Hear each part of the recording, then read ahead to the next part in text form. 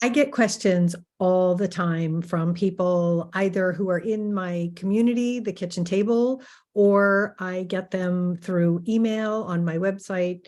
There's a lot of information that people really want to know about, and they would like my opinion either on products or health questions. It is important for me to share that I am not your healthcare practitioner. So if you send me a question about a health issue, I can answer in very general terms, but I cannot specifically answer your question if you are not working with me directly, just to be clear about that. I'm also not a doctor, so I do not treat, diagnose, prescribe, recommend going off prescriptions. I deal strictly with food and holistic lifestyle interventions. So having gotten all of that out of the way, I am starting something new and calling it Mailbag Monday. We'll see how many of these we wind up doing, but I have this lovely, beautiful little, it's actually a recipe card box that my sister-in-law gave me as a gift. And I am collecting questions in the box. So I'm going to answer a few of them today. And we'll see if you guys like it, then I'll keep doing it. And so make sure you leave me a comment down below, either because you have a question or because you like what I'm sharing here. And if you do, I'll keep doing it. So let's answer just a few questions today. Nut milk. So the question is it worth it to get one of those nut milk machines? That is actually a great question. I get those sliding into my socials all the time.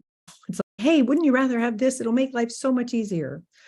I will share that when you buy nut milk that is already made at the grocery store, typically it has a lot of food gums in it. And if you tend to consume a lot of those, not good for your gut. So that's not a healthy choice.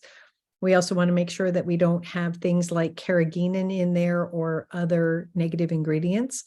And so I can see how being encouraged to get a nut milk machine would be a great thing. My personal preference on that is I already have one. So why would I buy another one? I have a kitchen that doesn't have that much counter space.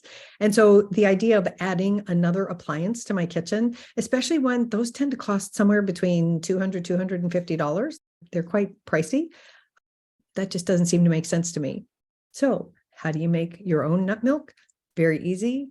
Get some raw nuts, soak them, drain them, rinse them, throw them in your blender, and you can use a Ninja, a Vitamix, a Blendtec. I believe even a regular Oster style blender will handle this. Add the appropriate amount of water, pinch of salt. If you want a little sweetness, a date. If you want a little vanilla flavor, a drop of vanilla. Blend it all together. And then depending on what your personal preference is, you can strain it or you can leave the nut pulp in there. I do tend to strain it because I use the nut pulp in baking. But so my answer is, it depends. If you're not willing to, although quite frankly, you could save yourself $200 by just grinding it yourself in a blender. So I think for me, that's a financial one. I'd say no, not really. Okay, next question. Snacks. Is snacking okay or should I skip it? That is a great question. And the answer is, it depends. For some people, having a snack can help them, especially if it's someone who's dealing with unstable blood sugar, to have a little bit of a snack as we're learning to change our dietary habits, get more balanced protein, healthy fats, less highly processed carbs out of the diet. Having a good sustaining snack can be a good thing.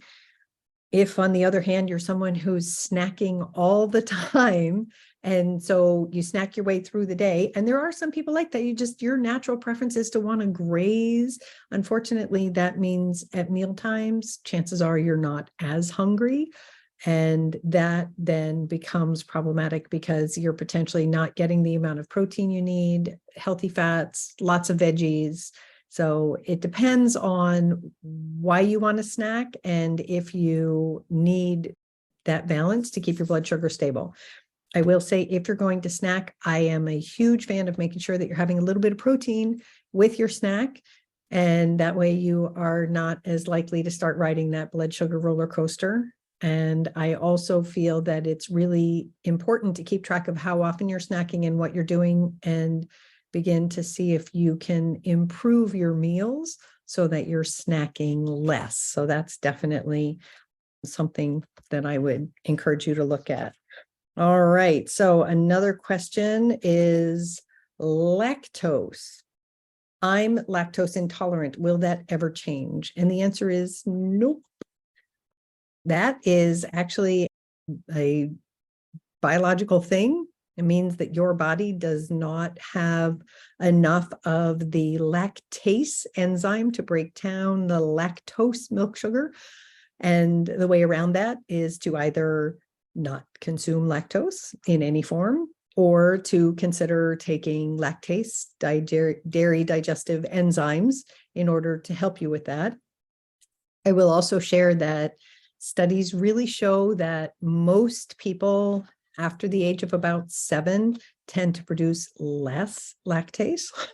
So most of us are probably walking around with some form of lactose intolerance. It's just that there are certain people for whom it is more of a problem. If you've ever tasted any lactose-free milk, you'll notice it tastes sweeter. That's because they've split that sugar apart. But that is not something that changes. You can't change that by changing your diet. The only thing you can do is not have the dairy, or make sure that you are getting enzymes to go with it. So I'm going to answer just one more question for today, and we'll see what you guys think.